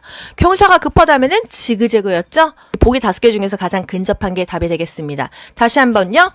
문턱을 오르고 내린다, 울퉁불퉁하다 하면은 앞바퀴를 들어 올리시고요. 내려갈 때 마이클 잭슨 뒤로 돌려가고요. 경사로 비탈, 가파른 길, 경비가 지그재그로 가시면 되겠습니다. 엘리베이터는 항상 뒤로 들어가서 앞으로 밀고 나온다. 문제로 볼게요. 51번 왼쪽 편마비 대상자가 바닥에서 휠체어로 이동할 때 돕는 방법은 하고 그림이 나옵니다. 항상 어떻게 한다고 했어요? 왼쪽 편마비 대상자면 오른쪽은 건강하잖아요. 그럼 대상자는 오른쪽으로 휠체어를 짚는 거고 요양보호사는 상체 두 곳을 지지해 줍니다. 어깨나 허리를 지지해 주는 그림을 고르시면 돼요. 아시겠죠? 52번 대상자를 휠체어에서 자동차로 이동시키는 순서는 자동차 태울 때는요. 어떻게 해요 여러분? 항상 빗스미 놓는다, 잠근장치 잠근다, 그리고 엉덩이 먼저 앉히고 한 다리 한 다리 이동한다, 이 흐름을 알고 계셔야 돼요. 그랬을 때 여러분 이 서술어를 먼저 보자고요. 깊숙하게 앉게 한다, 자동차 시트에 앉힌다. 시트에 앉힌 다음에 깊숙하게 앉게 편하게 하겠지. 그러면 요게 지금 두 개가 맨 마지막에 와야 된다. 다 마가 마지막에 와야 된다. 다 마가 마지막에 온 거 2번 4번밖에 없어요. 그럼 그 다음에 보면 됩니다. 제일 먼저 비스듬하게 놓는다, 이 가가 제일 먼저죠. 그 다음에 뭘까? 두 발이 지면에 닿게 하는 걸까? 아니면 휠체어 잠금장치 고정하는 걸까?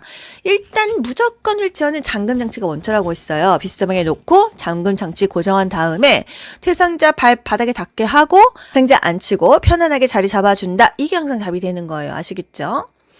달달 외우지 않아도 맞추실 수 있습니다. 53번 보행 벨트를 사용하여 편마비 대상자의 보행을 돕는 방법으로는 불편한 쪽 뒤에서 보조한다, 마비 쪽 뒤에서 보행 벨트를 손잡이로 잡는다. 이게 항상 답인 거예요. 보지 않아도 그냥 답이 딱 나오죠. 14번 오른쪽 다리가 불편한 대상자가 보행기를 사용할 때 보행 순서는 오른쪽이 불편해요. 보행기랑 세트로 간다고 했죠? 그럼 보행기랑 오른쪽 가고 그 다음에 건강한 쪽 왼쪽 다리가 간다.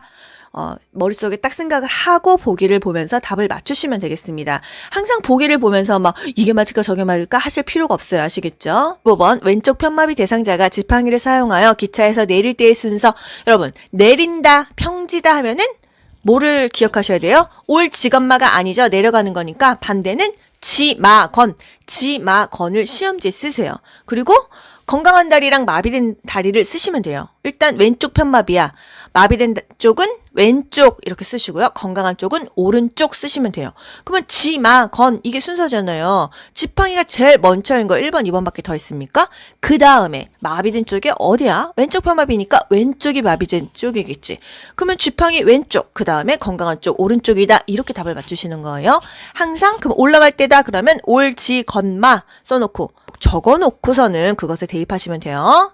56번 오른쪽 편마비 대상자가 지팡이를 이용하여 버스 승차하거나 계단 오를 때 순서는 이때는 올, 지, 건마 적어놓고 시작하시면 되겠죠. 지팡이는 무조건 먼저예요. 그럼 답이 1번 아니면 2번이겠죠. 그 다음에 지팡이 한 다음에 건강한 쪽이 어디예요? 오른쪽 편마비니까 건강한 쪽은 왼쪽이겠죠. 그리고 마지막에 불편한 쪽, 마비 쪽, 오른쪽을 간다. 이렇게 적으시면 됩니다. 57번 외상 의심되는 대상자 척추 고정판에 눕혀 고정할 때 순서 아래에서 위로 올라간다고 했어요. 무릎, 손목, 엉덩이, 윗팔 이렇게 고정합니다. 58번 대상자의 감염을 예방하기 위한 물품 관리 방법으로 옳은 것은 감염을 예방하기 위해서 물품을 어떻게 관리하느냐. 1번 카테터 등 고무 제품은 햇볕에 말린다. 햇볕에 말리면 갈라지고요. 변색되기 때문에 그늘에 말린다고 했어요. 하지만 삶을 수는 있다. 15분간 끓는 물에 삶는 거는 괜찮은데 햇볕이 더 무섭다는 거예요. 2번 사용한 물품은 모아서 한꺼번에 소독한다. 그때 설거지하고 그때 소독합니다. 3번 가래가 담긴 흡인병은 주 1회 깨끗이 닦는다. 일주일에 한 번 닦았나요?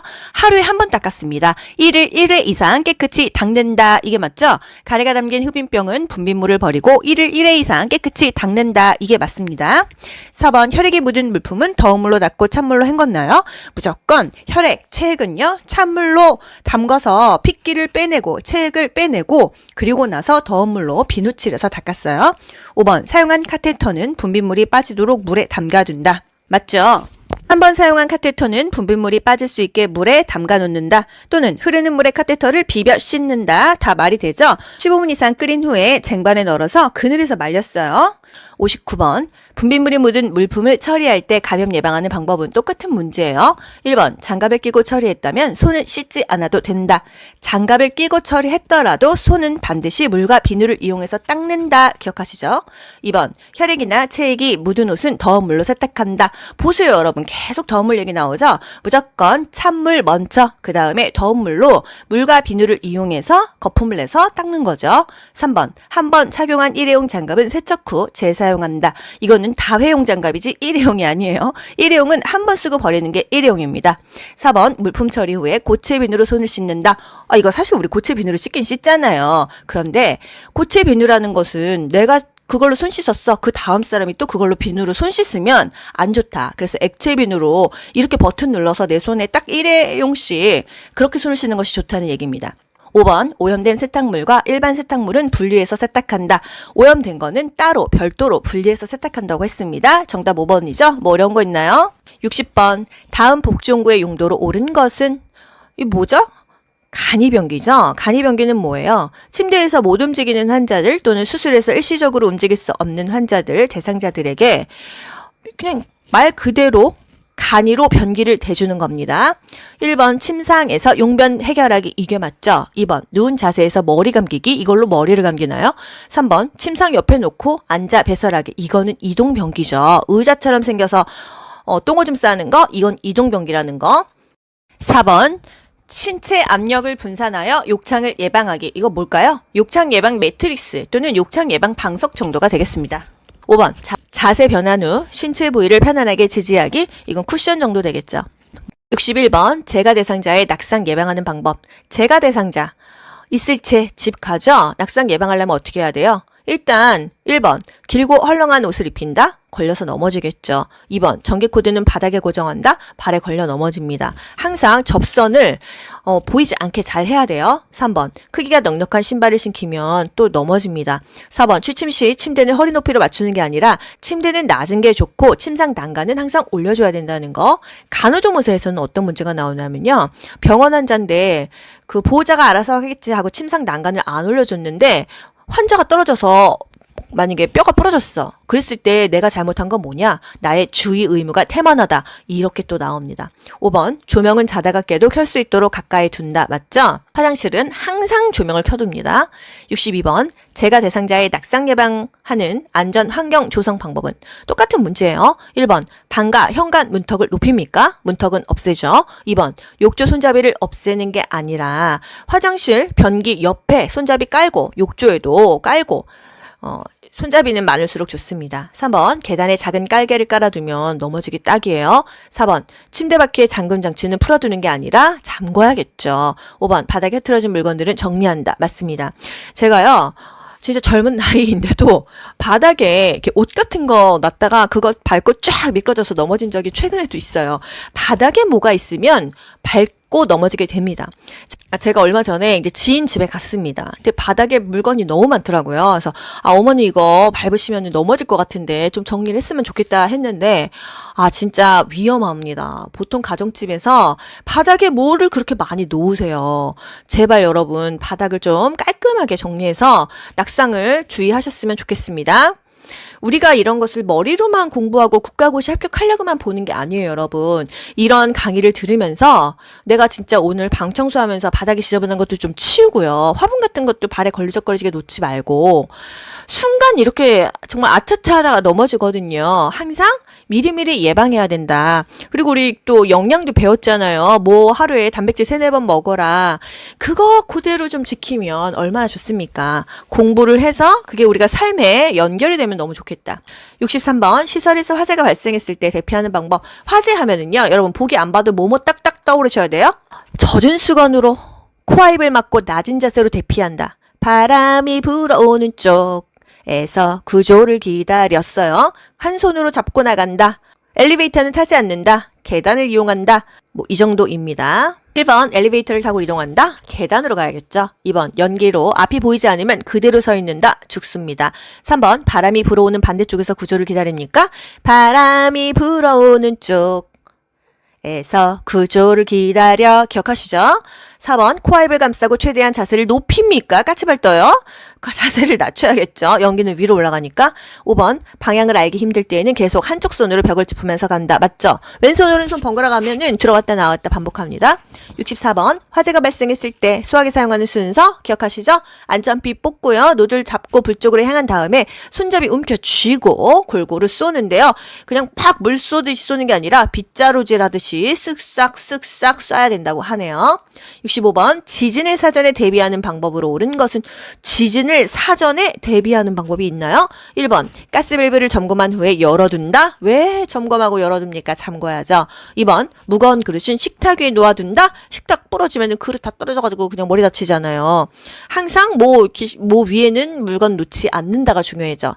3번 깨지기 쉬운 물건은 선반 위에 보관하면 안 되죠. 4번 응급처치 방법을 알아두어 비상시에 대처한다. 가장 좋은 방법이네요. 5번 지진 방송을 하는 방송국의 위치를 못하러 확인합니까? 방송만 들으면 되겠죠? 너무 쉽지 않나요, 여러분? 이게 국가고시 문제입니다. 이런 것들이. 66번 전기 안전사고를 예방하기 위한 방법. 1번 샤워장 콘센트의 보호용 커버는 열어둔다. 샤워하다 물 들어가서 불납니다. 2번 의료기기는 접지용 3핀 플러그를 사용한다. 접지용 3핀 플러그 뭔지 아시죠? 이 코드 3개 들어간 거예요. 3번 콘센트에서 플러그를 뺄 때 코드를 잡고 당깁니까? 코드를 잡고 당기는 게 아니라 플러그를 잡아야 돼요. 4번 겉면이 벗겨진 전선은 청테이프로 감아서 사용한다. 청테이프 아니고 전기 안 통하는 거 까만 테이프 있잖아요. 5번 하나의 콘센트에 여러 개의 플러그를 꽂아 사용한다. 불납니다. 67번 요양보호 서비스 제공의 기본 원칙으로 옳은 것은 1번 요양보호사가 추가 서비스를 결정합니까? 요양보호사가 따로 결정하는 것은 없어요. 2번 대상자와의 심각한 갈등을 직접 해결한다? 심각한 갈등이 있다고 한다면 보고를 하고 지시에 따르는 게 좋겠습니다. 3번 서비스 계획 시 대상자의 습관을 반영한다. 그렇죠. 대상자의 욕구를 파악하고요. 대상자의 생활 방식과 가치관 존중했어요. 대상자의 습관을 반영하고 대상자의 잔존 능력을 최대한 스스로 할 수 있도록 해주고요. 항상 신뢰관계 형성하면서 안전을 최우선으로 하고 물품을 사용할 때도 동의를 얻으라고 했습니다. 4번 대상자의 상태에 따라 처방약의 용량을 조절한다. 우리가 의사가 아닙니다. 의사의 처방에 따라서 조절합니다. 5번 대상자의 인지 능력이 악화된 경우에는 서비스를 중단한다. 우리 마음대로 서비스를 중단하면 그 대상자는 누가 돌보나요? 인지 능력이 악화된 경우에는 오히려 더 익숙한 사람들과 생활하는 게 좋잖아요. 그래서 웬만하면 대상자를 위해서라도 서비스를 중단하지 않는 것이 좋겠죠. 68번 삼킴 장애가 있는 대상자의 식사를 돕는 방법으로 옳은 것은 삼킴 장애라는 것은요 연하 곤란입니다. 뭔가 목구멍으로 넘어가지 않는 거예요. 이럴 때는 어떻게 먹으라고 했어요? 유동식이 좋다고 했잖아요. 과일도 갈아서 떠먹여주는 게 좋다고 했어요. 1번 밥은 국에 말아 먹인다. 보통 잘 못 먹으면 말아 먹이는데요. 이게 더 기도 흡인을 유발합니다. 잘 못 삼키는 사람 너무 후루룩 먹다가는 더 안 좋다는 거. 2번 떠먹는 형태의 유제품을 먹인다. 과일류를 잘게 잘라서 먹거나 숟가락으로 긁어 먹는다. 이런 문제의 변형이 되겠어요. 3번 과일은 건더기 없이 주스로 먹인다. 삼킴 장애, 연하곤란이 있다고 한다면요. 오히려 살짝 건더기가 있는 음식이 좋습니다. 죽 같은 거요. 너무 묽은 것은 오히려 더 사례가 걸릴 수 있습니다. 4번 식사 중간에 물을 자주 마시게 한다. 물 자주 먹이게 하지 않아요. 5번 채소는 신맛이 강한 소스를 뿌려 먹인다. 침이 굉장히 많이 나와서 오히려 더 연하가 곤란되고 삼키는 게 곤란하고 사례가 걸릴 수 있기 때문에 답은 2번 떠먹는 형태의 유제품을 먹인다. 또는 과일을 숟가락으로 떠서 먹인다. 숟가락으로 긁어 먹는다. 이게 답이 되겠습니다. 69번 고혈압 대상자에게 제공할 수 있는 적절한 식단은 저염 저지방이잖아요. 이 중에서 골라보자고요. 1번 간장에 재운 깻잎 장아찌와 육개장. 보기만 해도 짜요. 장아찌와 육개장 얼마나 시뻘건 국물입니까? 2번 묵은지를 넣은 부대찌개에 소금이 정말 많이 들어가 있겠죠? 달걀 노른자 콜레스테롤 완전 고지방이잖아요. 3번 카레가루를 입혀 구운 삼치와 보리밥. 보리밥 좋아. 삼치 좋아. 그런데 카레가루 잘 모르겠어 하면 일단 패스해보고. 4번 우렁이를 넣고 끓인 강된장과 고구마 튀김. 된장까지 좋았는데 강된장이면 엄청 졸인 거잖아요. 그리고 고구마 튀김은 지방이고 강된장은 소금이 엄청 많이 들어갔으니까 패스. 5번 고추장으로 버무린 오이지 무침과 새우볶음. 이거 역시 고염의 고지방이니까요. 답은 3번 카레가루를 입혀 구운 삼치와 보리밥밖에 더 있나요? 70번 고혈압 대상자의 약물 복용 방법으로 옳은 것은 1번 혈압이 올라가면 복용량을 늘립니까? 올라가든 내려가든 항상 일정량을 유지한다고 했어요. 2번 체중이 감소하면 복용량을 줄인다. 헛소리입니다. 3번 두통이 있으면 약을 추가로 복용한다. 타이레놀을 먹어야지 왜 고혈압약을 먹습니까? 4번 약 복용을 잊은 경우 다음에 2배로 복용한다. 더블로 먹지 않는다고 했어요. 5번 새로운 약을 처방받으면 이전 약은 먹지 않는다. 새로운 약으로 먹어야 돼요. 과거에 만약에 고혈압이 너무 높아서 고혈압 500ml를 먹었어. 근데 요즘에 많이 조절돼서 250ml로 의사 선생님이 줄여줄 수 있단 말이에요. 그런데 과거 500ml 그거 아까워서 그거 먹고 있으면 어떡하겠습니까? 새로운 약 처방받으면 약이 똑같지 않잖아요. 일단 최근 약을 먹어야 됩니다. 아시겠죠? 71번 변비 대상자에게 도움이 안 되는 음식은 뭐겠습니까, 여러분? 일단 섬유질 많은 거, 물기 많은 건 좋잖아요. 김, 미역, 섬유질 많죠. 배추, 당근, 섬유질 많아요. 보리, 현미, 통곡물은 더 많죠. 오렌지, 건포도. 오렌지도 섬유소가 많아요. 근데 건포도는 포도니까, 과일류니까 섬유소가 있다고 생각하자고요. 커피와 녹차, 제가 많이 먹는 건데, 커피와 녹차는 변비 대상자에게는 도움이 안 된다는 거. 하지만 마음이 괴로울 때 또는 눈 뜨고 나서 빈속에 커피 한 잔 먹으면 그렇게 행복할 수가 없잖아요. 그리고 저 이렇게 강의 녹음할 때 정말 힘들어요, 여러분. 이게 같은 작업을 계속해서 혼자서 이게 쇼하는 거 아니겠어요? 커피가 없이는 힘듭니다. 뭔가 당 떨어져요. 말 많이 하면은. 그래서 그때마다 저는 믹스 커피를 타 먹는데 이 커피 타 먹는 게 너무 행복합니다. 72번 대상자의 침구를 선택하고 관리하는 방법으로 옳은 것은 1번 면 이불은 그늘에서 말린다. 면 이불은 햇볕에서 말렸어요. 2번 오리털 이불은 햇볕에 말린다. 오리털, 양털 이불은요 그늘에서 말렸어요. 이게 쪼그라들 수 있거든요. 3번 매트릭스는 푹신한 소재를 선택한다. 매트릭스가 요라고 했잖아요. 바닥에 까는 요. 단단하고 탄력성 있고 재질력이 뛰어나고 습기를 배출할 수 있는 게 좋다. 최소 한 달에 한 번씩은 말려라 했습니다. 4번 베개는 깃털이나 솜으로 된 소재를 사용한다. 베개는요 습기를 흡수하지 않고 열에 강한 촉감이 좋은 재질이 좋다 했고요. 척추와 베개 높이가 수평이 되는 것이 좋다. 감염 대상자는 베개 커버만 매일 교환해준다 했습니다. 5번 시트는 색이 옅고 흡수성이 좋은 면을 선택한다. 맞죠? 시트는요 면 소재가 좋습니다. 시트는요 소재가 두껍고 재봉선 있는 것은 피합니다. 욕창의 원인이 되니까요. 더러워진 시트는 수시로 교환하고 환기도 해줘야겠죠. 73번 대상자의 옷을 세탁하는 방법으로 옳은 것은 1번 속옷을 삶을 때는 뚜껑을 열고 삶는다. 뚜껑을 닫고 삶는다고 했어요. 왜? 뚜껑을 열어놓으면 세탁물이 공기층에 노출돼서 옷감이 상한다고 했습니다. 2번 세탁물은 비눗물을 탈수한 후에 헹군다. 비눗물 탈수한 후에 헹구는 게 좋겠죠. 이 정도는 오케이. 3번 탈수 시간을 길게 하여 건조 시간을 줄인다. 탈수 시간 한 5분 10분 하면 됩니다. 이걸 길게 한다고 해서 더 이상 물이 빠지지 않아요. 옷감이 상하겠죠. 4번 땀이 밴 청바지는 락스에 담갔다가 세탁한다. 땀얼룩은 어떻게 뺐었죠? 땀과주 기억하시죠? 땀얼룩은 과탄산소다와 주방세제를 1:1로 섞어서 2-3시간 정도 담가둔 후에 헹굽니다. 락스에 담그면 청바지 색까지 다 빠져버린다는 거. 아예 다른 옷이 탄생한다는 거죠. 5번 립스틱 얼룩은 초발 세탁 후 아세톤을 묻혀 지운다. 초발 세탁을 하는 게 아니라 버터 묻힌 다음에 아세톤으로 그거 얼룩 지우고 그리고 마지막에 중성세제로 닦았잖아요. 그리고 또 립스틱 같은 경우는 클렌징 폼으로 살살살살 문질러 닦을 수도 있었어요. 저 같으면 버터 문지르고 아세톤 묻히고 중성세제 하느니 그냥 클렌징 폼으로 닦겠습니다. 74번 분비물을 처리할 때 감염 예방할 수 있는 방법으로 옳은 것은 혈액이 묻은 의류는 더운 물에 담가둔다? 꼭 이렇게 보기가 나오잖아요. 여러분 피 묻었어, 체액 묻었어. 어떻게 해요? 일단 찬물에 담가서 핏기 빼고 나서 더운 물로 닦는다고 했습니다. 2번 손소독제로 손을 닦고 분비물을 처리한다. 분비물을 처리하기 전에는 항상 일회용 비닐 꼈었죠. 그리고 손소독제로 손을 닦고 분비물을 처리한다기보다는 분비물 처리를 한 다음에 물과 비누를 이용해서 손을 닦는다 이런 게 맞고요. 항상 손은 뭐 손 소독제는 어쩔 수 없는 상황에서나 하지 물과 비누로 닦는 게 가장 좋다는 거.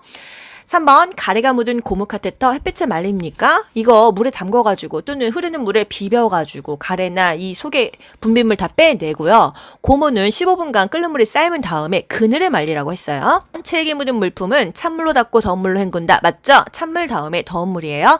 5번 배설물이 묻은 침구는 다른 침구와 함께 세탁한다. 별도로 세탁해야지 이게 같이 하면 그냥 배설물, 똥이 그냥 다른 침구에 오염되잖아요. 우리 항상 눈을 닦을 때도요. 깨끗한 쪽에서 더러운 쪽으로 닦았습니다. 청소도 마찬가지예요. 배설물도 그 부분만 닦아야지 안 그러면은 깨끗한 것까지 다 옮겨버린다는 거. 75번 대상자의 의류 세탁 방법으로 옳은 것은 1번 혈액이 묻은 의류는 더운 물에 담가둔다. 똑같은 문제 계속 나오죠. 혈액이 묻었다 하면은 일단 찬물에 담가두는 거 이제 여러분 기억하시죠. 2번 파운데이션 얼룩은 주방용 세제를 사용해서 세탁한다. 파운데이션 얼룩은 알코올이 함유된 화장수를 화장솜에 적셔서 얼룩을 톡톡 두드려 줍니다. 3번 변이 묻은 것부터 부분 세탁한다.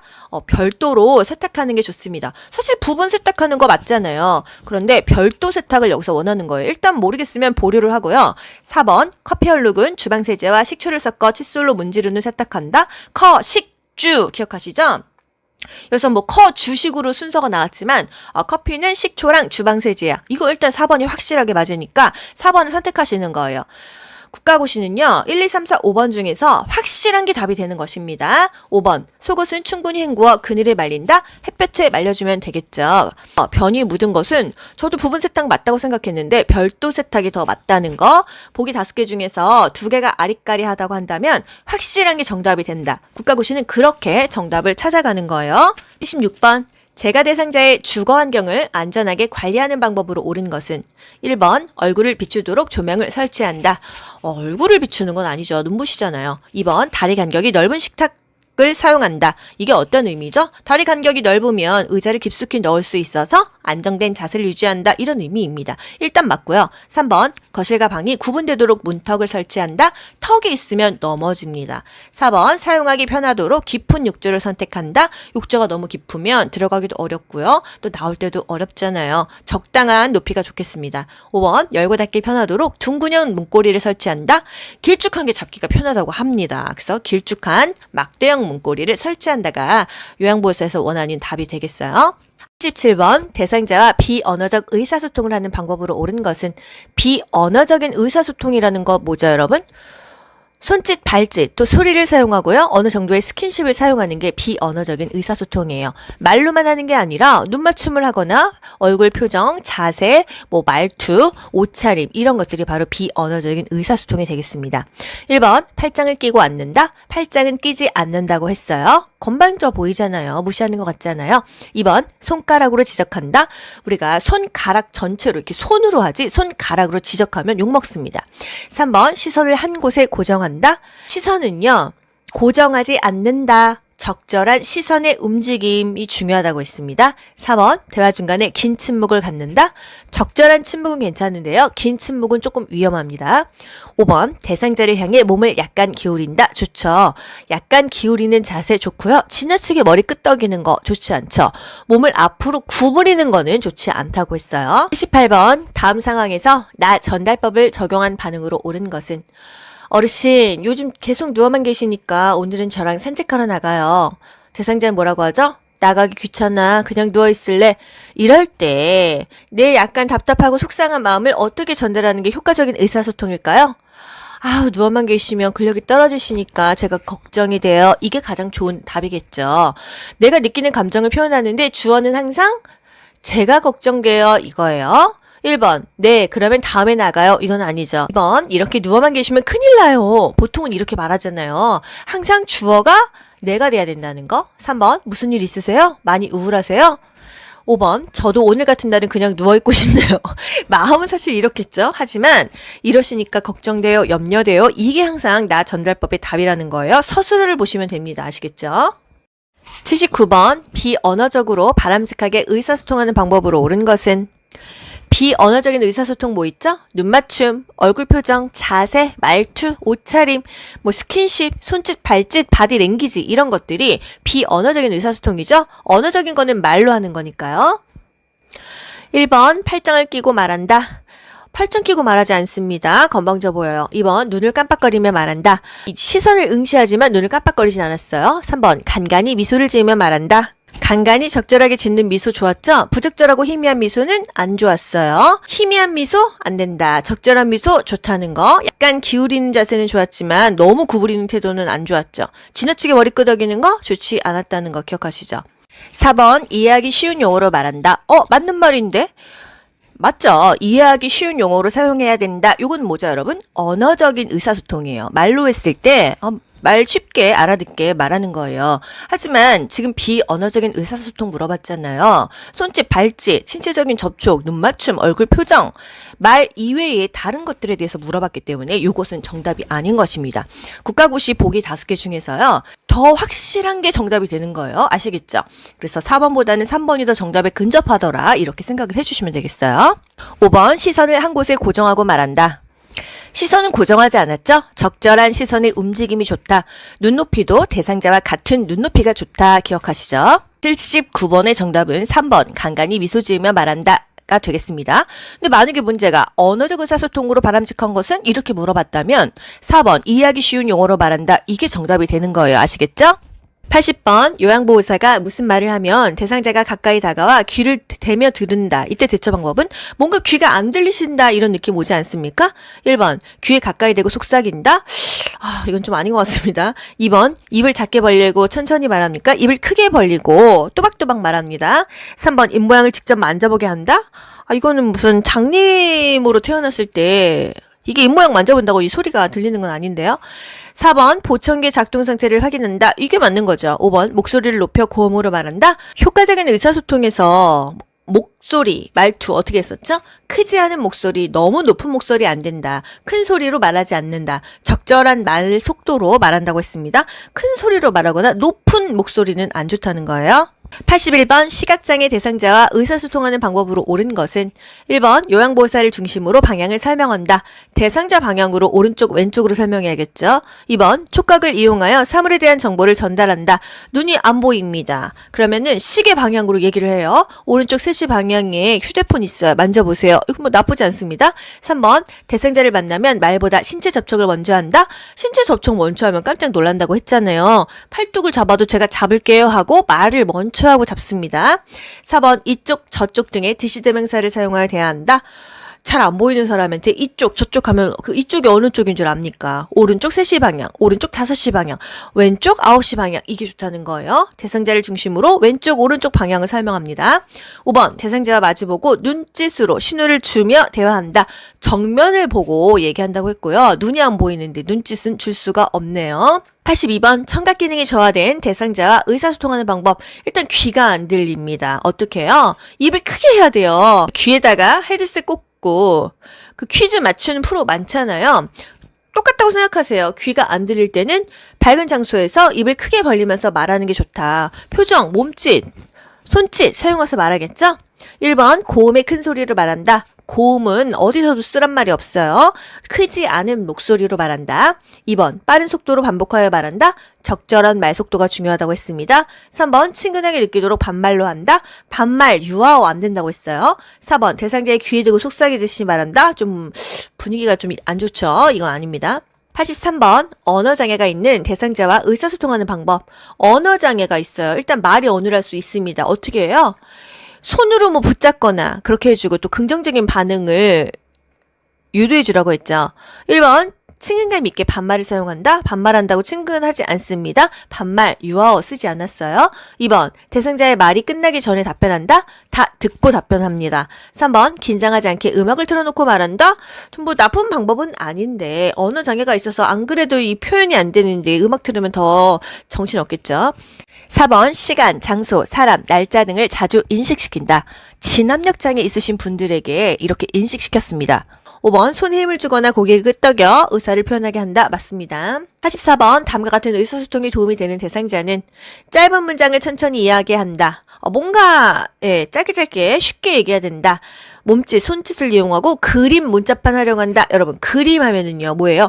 실물이나 그림, 문자판 활용하는 거는요 다 뭔가 이해력이 부족하신 분들에게 하는 것입니다.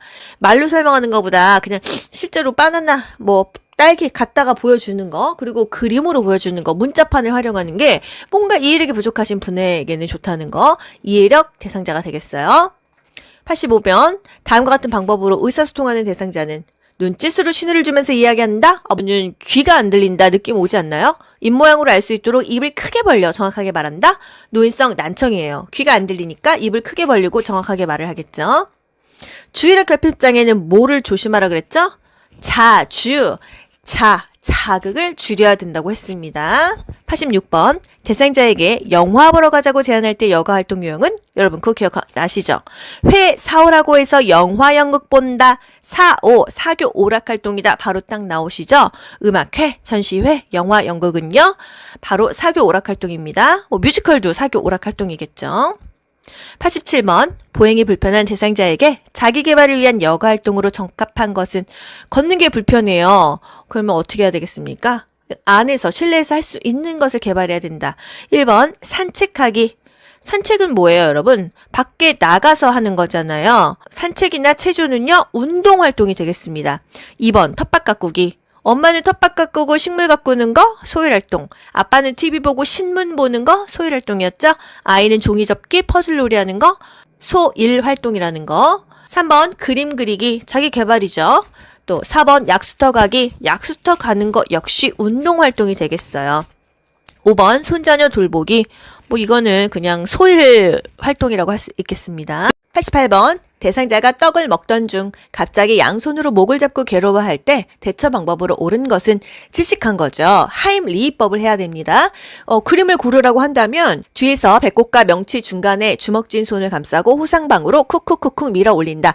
의식이 있을 때는 이렇게 하고요. 의식이 없을 때는 똑바로 눕힙니다. 눕히고 나서 고개만 옆으로 돌려줘요. 그리고 같은 위치를 아래에서 위로 밀어 올려준다는 거. 애기들 같은 경우 갑자기 질식하는 경우 많습니다. 엄마들 당황하시지 마시고요. 빨리 아기를 자기 무릎 사이에 끼우세요. 그래서 이 그림처럼 고개를 약간 아래로 떨구고 등 견갑골을 계속 쳐줘야 되겠습니다. 89번, 대상자가 경련을 일으키며 쓰러졌을 때 대처법은 경련하면은 중요한 거 호흡을 유지한다, 기도를 유지한다, 요거랑요 주변에 위험한 물건을 치워준다, 이것이 답이 되겠어요. 1번 머리 아래 딱딱한 받침대를 대준다, 부드러운 받침대 대준다고 했어요. 베개나 수건 되겠습니다. 2번 인공호흡을 실시한다, 경련이 일었을 때 인공호흡이 아니고 기도만 유지해줍니다. 3번 주변에 위험한 물건을 치우고 고개를 옆으로 돌려준다, 아주 좋죠. 두 가지가 다 포함된 보기예요. 4번 입에 따뜻한 물을 넣어준다. 경련할 때 입에 뭔가를 넣어주면 삼킬 수 없기 때문에 흡인되거나 사례가 걸려서 오히려 기도가 막힐 수가 있어요. 정말 여러분 뭔가 우리 주변에서 누가 쓰러지거나 할 때 정말 물 많이 먹이거든요. 이거 좀 자제하셔야 돼요. 5번 흔들어서 의식을 확인한다. 몸을 흔들거나 잡거나 붙잡거나 묶어놓지 않는다고 했어요. 기도 유지, 호흡을 유지시켜주고 주변에 위험한 물건 치워서 경련 막 하면서 여기저기 부닥쳐서 다치니까요. 다치지 않도록 해준다. 이게 포인트가 되겠습니다. 90번, 다음 중 가장 먼저 의료기관으로 이송해야 되는 화상 대상자는 일단 숨을 못 쉬면 코와 입이 다쳤을 때 위험하다는 거예요. 1번, 코와 입술의 화상, 기도를 확보해야겠죠. 가장 위급합니다. 응급이에요. 2번, 어깨와 가슴의 화상, 일단 숨은 쉴 수 있잖아요. 3번, 무릎과 종아리, 4번, 손가락과 발가락, 5번, 골절 부위, 일단 코와 입, 호흡이 가장 중요하다는 거. 기억하시죠? 옷이 벗겨지지 않으면 가위로 자른다. 화상 부위를 즉시 찬물에 담근다. 화상 부위를 깨끗한 물수건으로 감싼다. 이런 모든 것들이 다 정답이 됩니다. 91번 손목 골절이 의심되는 대상자. 골절하면 여러분 뭐예요?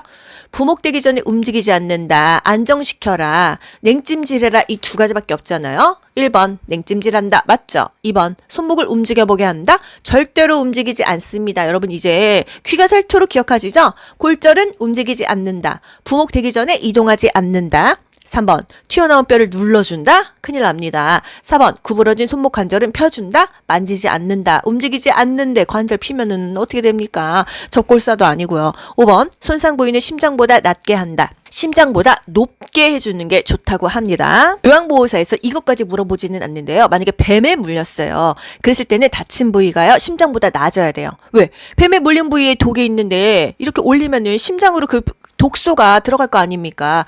그래서 뱀에 물렸을 때만 심장보다 낮지 다른 다쳤을 때는 동상이든 화상이든 골절이든 다 위로 하는 게 좋아요. 왜? 부종을 방지하기 때문이죠. 순환도 되고요. 92번 발가락 골절이 의심되는 대상자를 돕는 방법. 무조건 골절은요. 부목대준다. 부목되기 전에 움직이지 않는다. 냉찜질이다. 요거는 머리에 간직하고 갈게요. 보기 볼까요? 발가락 부위를 붕대로 압박한다. 압박은 하지 않아요. 고정만 합니다. 2번 부종 예방을 위해서 파스를 뿌려준다. 부종 예방을 위해선 냉찜질이죠. 파스는 뿌려줘도 좋죠. 통증 완화가 되니까요. 3번 혈액순환이 잘 되도록 온찜질을 합니까? 골절하면은 무조건 냉찜질이에요. 붓기가 있기 때문이죠. 부으면 그 붓기 빼느냐고 아프기도 하고 잘 안 나아요. 4번 손상 부위에 외형상 변형이 있는지 관찰한다. 나쁘진 않은데 딱히 마음에 드는 답은 사실 아닙니다. 5번 크기가 넉넉한 신발을 신기고 걸어보게 한다. 움직이지 않는다고 했잖아요. 신발 넉넉하면 뭐합니까? 발가락 골절됐는데요. 정답은 4번 손상 부위에 외형상 변형이 있는지를 관찰하는 게 되겠습니다. 왜? 발가락 골절이 의심됐다고 했잖아요. 무조건 골절이 됐다 이거는 아니라는 거. 일단 관찰하고 뭐 이렇게 부목되고 병원 가면 되겠습니다. 93번 생명이 위급한 대상자에게 심폐소생술을 하던 중 대상자가 사망하였을 때 요양보호사를 보호할 수 있는 법적 근거는 우리 사마리안의 법칙 기억하시죠? 내가 좋은 일을 하다가 그 대상자가 죽어도 나는 그것에 대해서 보호받는다. 이런 건 알고 있었어요. 근데 우리가 언제 응급의료에 관한 법률이다 이런 거 배웠나요? 저는 기억이 없습니다. 그런데 이런 문제가 나왔었다는 거예요. 1번 근로기준법. 근로기준법은 그 일하는 사람들 얘기니까 이거는 아니다. 그냥 알 수 있잖아요. 2번 산업안전보건법. 산업안전보건법은요, 그 산업재해를 예방하는 거예요. 그리고 산업재해보상법은요, 사고 났을 때 보상받는 겁니다. 아시겠죠? 노인장기요양보험법은 뭐예요? 노인장기요양보험법은 뭐예요? 신체 활동이 불편한 사람, 뭔가 거동이 불편하고 일상생활이 불편한데 65세 이상이면 가능해. 65세 이하라면 노인성 질환이면 가능해. 이거 아닙니까? 그래서 심폐소생술 했는데 대상자가 사망하셨어요. 그래도 응급의료에 관한 법률로 나는 안 할 수는 없었다. 이렇게 알고 넘어갑시다. 54번 다음 중 응급처치의 원칙은 1번 가급적 대상자를 빨리 옮긴다. 골절될 수 있죠. 옮기지 않는다고 했습니다. 부목되기 전에 이동하지 않는다. 옮기지 않는다. 2번 연장자 지시에 따른다. 경험이 많을 수는 있지만요. 연장자보다 응급처치 교육 받은 사람이 낫겠죠. 이 응급처치 교육 받은 사람이 지시를 따르라는 거예요. 3번 긴급을 요하는 순으로 처치한다. 맞죠? 일단 기도와 호흡을 유지해야 되겠죠. 숨 쉬는 게 가장 중요하니까요. 4번 손상을 입힌 화학약품은 버리는 게 아니라 병을 가져갑니다. 5번 보호사가 도착 시 응급처치를 중단하는 게 아니라 계속하고 결국은 의료진에게 인수인계할 때만 중단하는 거예요.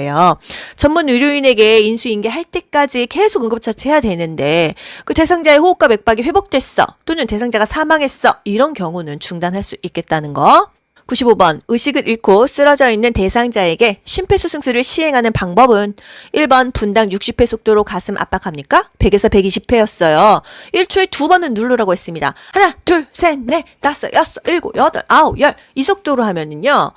1분당 100에서 120회가 나옵니다. 2번 얼굴을 옆으로 돌려 기도를 개방한다. 얼굴을 옆으로 돌려서 이 흡인을 예방할 수는 있지만요. 기도 개방은 정면으로 턱을 들어 올려줘야 되는 거예요. 3번 양팔의 팔꿈치를 곧게 펴서 가슴을 압박한다. 맞죠? 팔꿈치 펴서 체중을 실어서 압박합니다. 4번 대상자의 가슴이 약 2cm 눌릴 수 있게 살짝 압박한다.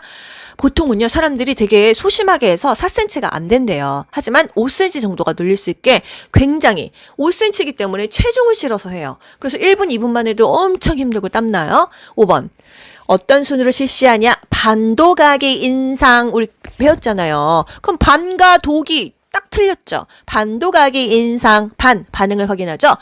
도움을 요청합니다. 거기 노란 티 입으신 분 119에 신고 좀 해주세요. 거기 청바지 입으신 분 자동 심장 충격기 좀 갖다 주세요. 이렇게 하죠. 그 다음에 가슴 압박하고요. 기도 유지하고요. 인공호흡하죠. 그 다음에 상태를 확인하는 거. 반도가기 인상 순서를 이 시험지 쓰세요. 그리고 맞추시면 되죠. 96번 심폐소생술을 할 때 가슴을 압박하는 방법으로 옳은 것은 1번 가슴이 3cm 누릴 정도로 압박합니까? 5cm 정도가 좋다고 했습니다.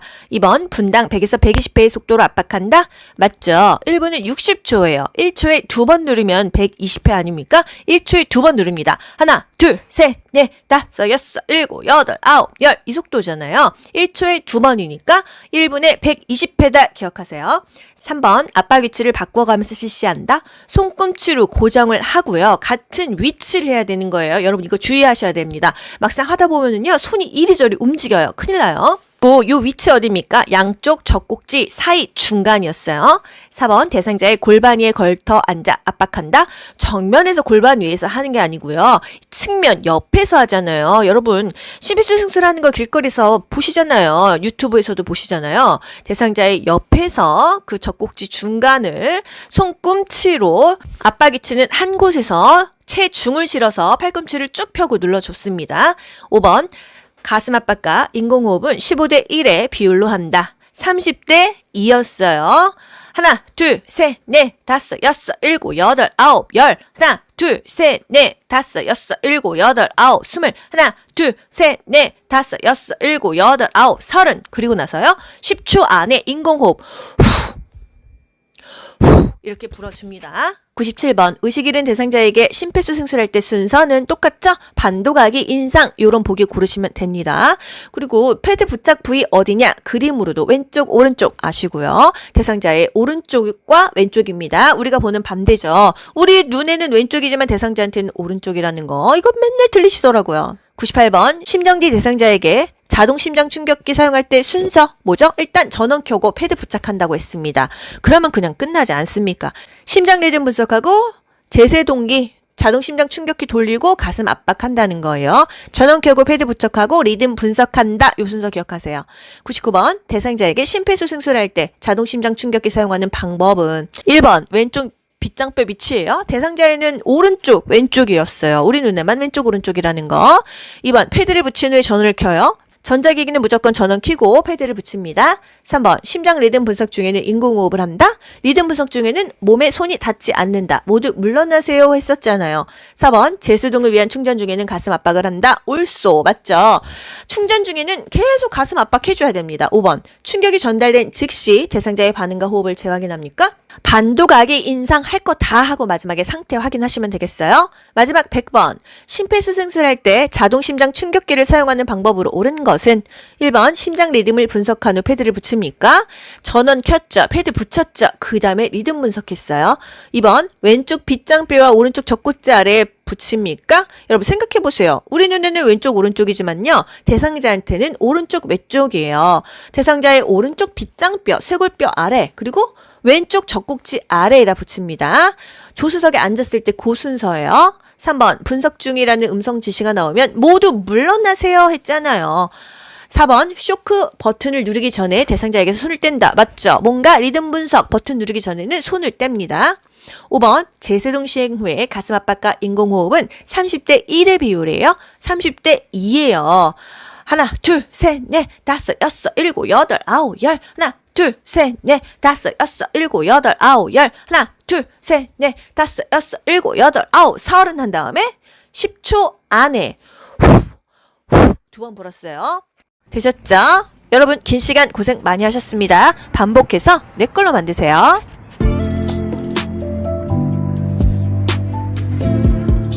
귀로 듣고 고득점 합격하는 비결이 귀요보에 있습니다.